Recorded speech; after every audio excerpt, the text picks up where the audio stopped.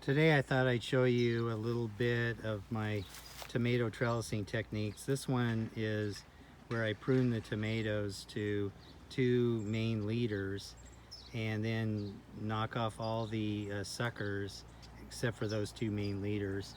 And then I train them up the trellis into this V structure here.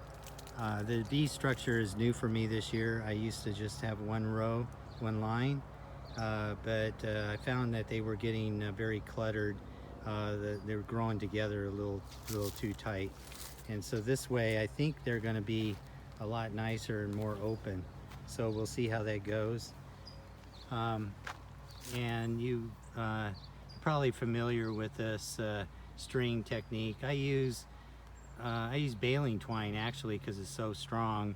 I've had problems with the typical tomato twine that you get. They've actually broken on me in one year. My plants got too big and too heavy. And then you use these clips that actually clip onto the string, and so they're holding onto the string but then around the plant, so they're not actually putting weight on the plant. The plant is just being held by the clip, but it's on all the weight's on the string. So they work pretty well. These are UV protected clips, and this is a couple of years now use of these.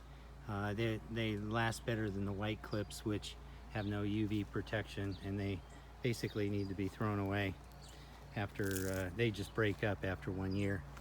So I'm getting some multiple trusses, multiple tomatoes on a truss, and which is typical of these when I prune them this way.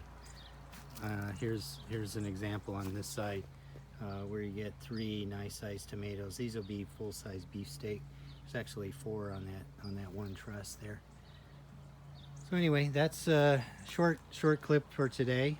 Any questions, let me know. Take care. Bye.